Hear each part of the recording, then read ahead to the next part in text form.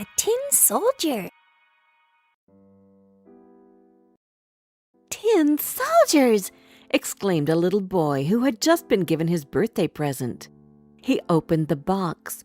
25 tin soldiers were lying there as still as the lead they were made of. The boy clapped his hands together in glee and started arranging the tin brothers on the table. 24 of the soldiers looked exactly the same, but the last one, the 25th, was missing a leg because there hadn't been enough lead to finish it. This last soldier stood just like his brothers all day and all night long. The only difference was that he only had one leg. Night came, and the tin soldier could finally take a look at the other toys. They were carefully organized and each had its own place. His eyes fell to a paper ballerina who was also standing on one leg. The other was elegantly stretched up nearly to her head. The tin soldier couldn't see the second leg and thought she was just like him, with only one leg. He fell in love with the little dancer, whose top was covered with tiny stones which flickered magically in the moonlight. "Hey there, you on the left!" yelled a green-haired troll from across the room. The tin soldier couldn't understand who he was addressing, but the troll spoke again. "Take your eyes off the ballerina right now. Haven't you seen a ballerina before? Don't you even think of getting any closer to her tomorrow when the boy plays with us." But the tin soldier didn't pay any attention to what the troll was saying. The next day, the boy started playing with the toys, and for a moment the tin soldier was so close to the ballerina that he thought he would have the chance to introduce himself. But the next moment, the boy put him on the window to guard it, as it happened to be one of the main gates to the city. No one knows whether it was the wind or the troll who pushed the tin soldier out of the window.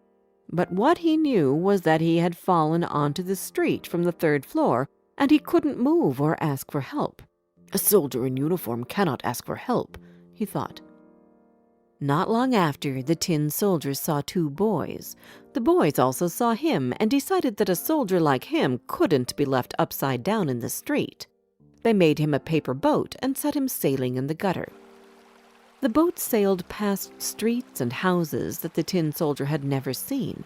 Then it was sucked into the storm drains, with the tin soldier clinging on inside. Just as he thought that nothing worse could happen to him, a huge rat appeared. "Pay me a toll to get through." The rat shouted at him, but the water was faster than the rat, and the soldier whizzed past. He sailed on, but his ship disintegrated in the water. The tin soldier kept on traveling without his boat. Later, he would realize that he didn't need it anyway because the water from the channel flowed into a river. At the same time, a fish was quietly swimming down the river, minding its own business.